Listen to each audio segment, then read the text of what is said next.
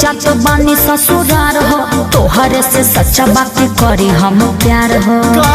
ससुराल जातारू? हाँ ए जान मजबूरी बा। हम जी के का करो अभी हम अपन जान दे। ना ए जान ऐसे मत करी हो, तह के हमार प्यार के क्रिया हमरा के माफ कर दो प्लीज। अब का मांगेलू माफी, कैलू जमन बा काफी। पियावा संग चल दिहन हमसे करवत के, पियावा संग चल दिहन हमसे करवत के। बिजली के तार पाई यार तोहर मोहरी लटक के। बिजली के तार पाई यार तोहर मोहरी लटक के। अरे कुल का कहता रो?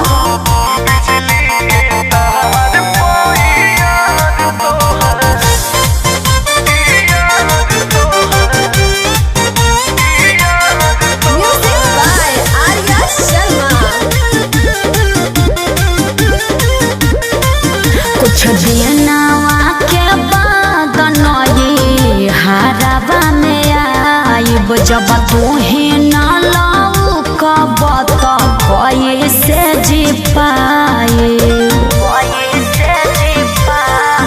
बड़ी दुखी बनी दिल चकन चूर को दिहलू। अच्छा छोड़ो ना। चलू ससुरा हमके मोहरेला मजबूर को दिहलू। का करी अब जानी रोआ हमार कोरा में लिपट के। अब जानी रोआ हमार कोरा में लिपट के।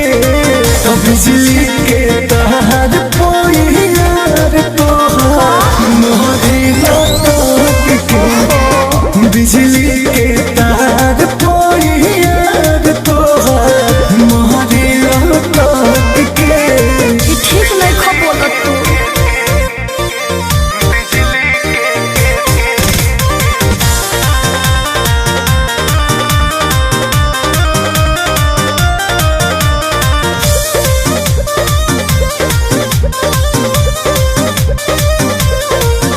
अंकुश राजा दी हो जाने जानावा के हो, तालाक दे के आइब सजनावा के हो। तोहर पियौआ न मोल नहीं छोड़ पइहे हो, तोहर शादी वाला बंधन नहीं तोड़ पइहे हो। का करी हम मंगिया में सिनुरा भरब बनू सट सट के। ना हो। मंगिया में सिनुरा भरब बनू सट सट के। बिजली के तार पाई यार तोहर मोहरी लटक के।